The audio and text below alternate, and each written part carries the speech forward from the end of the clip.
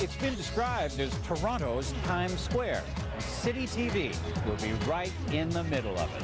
Welcome, Citytv, to Yonge, Dundas Square. Congratulations on the move. You're the best. Good luck to Citytv at the new building. Good luck on your move, Citytv. All the best. Make it happen. Very, very best of luck in the new headquarters. Citytv everywhere. Coming soon to Yonge and Dundas.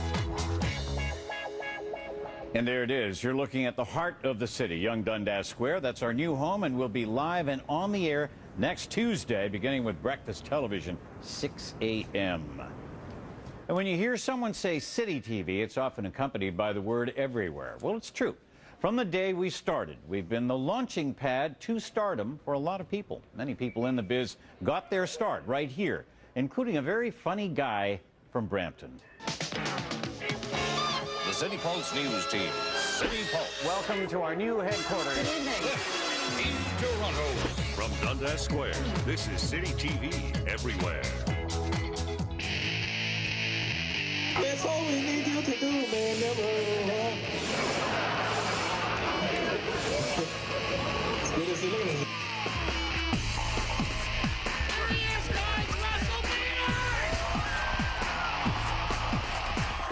That's my real name. Both my parents are from India, and they named me Russell Dominic Peters. Dominic, I got an Italian middle name.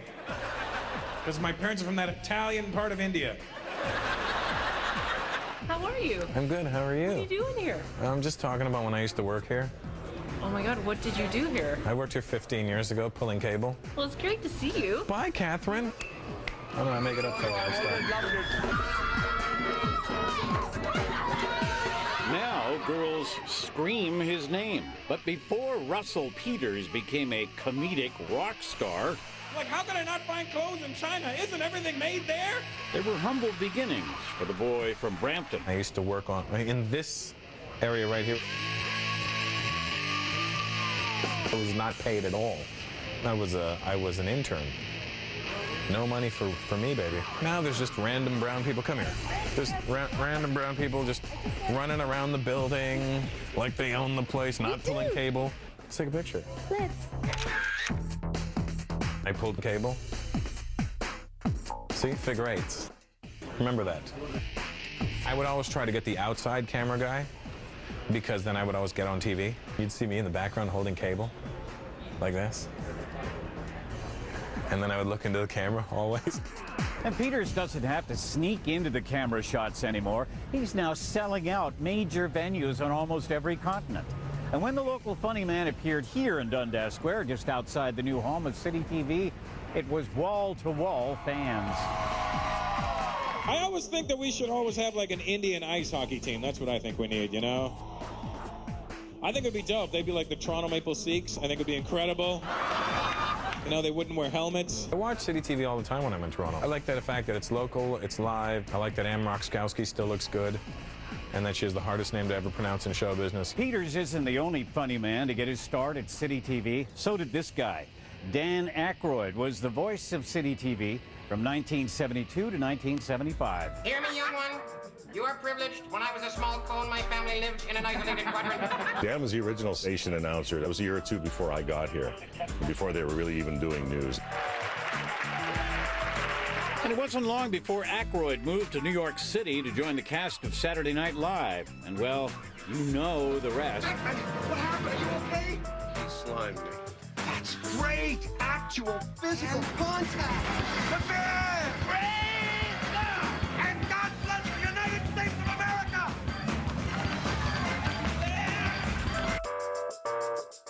Ivan Reitman, the famous director, worked here. Ivan Reitman was in the original 99 Queen. I remember him producing shows. Why don't you try and get out of it? Okay. And even a young Mike Myers used to stop by Citytv from time to time to practice his act. My name is Mike, and I'm from Scarborough. Citytv also molded many young journalists who moved on to cover international events across the globe.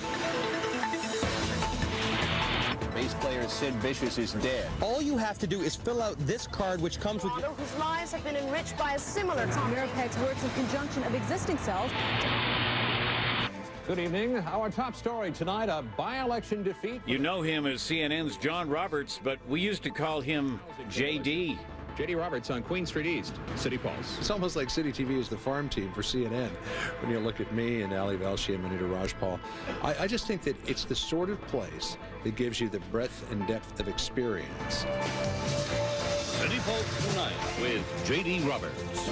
My time at City TV really taught me a lot about how to operate in the knockdown, drag 'em out world of international news. An event today in rural Missouri went calmly, but we have seen a lot more heat than light. One reported death threat. Working at City back in those days, you had to do so much of it yourself, and you had to learn how to do it faster, leaner, cheaper. This is so much different now than it was in 1987, 88, and 89 when I was working here. Remember, the wire machine was right about here. It was the summer of 1988. The Seoul Olympics were going on. And I read the teletype machine and I said, I think you might want to consider changing the lead. And they said, why? I said, Ben Johnson just tested positive for steroids. I remember sitting here when that happened. Pretty incredible. Which is the same as testosterone. Johnson has tested positive for anabolic steroids. Back then, Thalia Shuris and I had desks that were facing each other, and we both ended up at CBS in New York, so it shows exactly what a small world this was. I was in Iraq when Saddam Hussein was caught by the U.S. military, and this newspaper was given to me by a U.S. soldier. Ali Velshi is a unique talent and came to the attention of CNN. They don't already exit society. The Premier said, I see John all the time. In fact, for about 2.5 years, we worked together every single morning before dawn. I see him every day, and I know he misses his days here as well. That's always one that is ahead of what's going on. Take a look at Election Day back in November. City was really behind my success in the industry. I think it constantly tries to reinvent itself. It constantly tries to say, how is the society into which we are reporting changing? And how can we change to reflect that? How can we even be on the cutting edge of that? And I think that's really important. But not everyone who left City TV moved on to places like New York or L.A. One former weather specialist and star reporter moved here to Queens Park. The weapons, of course, are not originals. They're $500 to $1,000 replicas. For 23 years, we called him David. David Onley for City Pulse. We missed the brunt of the storm. But now he goes by Your Honor. I, David C. Onley, do swear that I will be faithful and bear true allegiance to Her Majesty Queen Elizabeth II.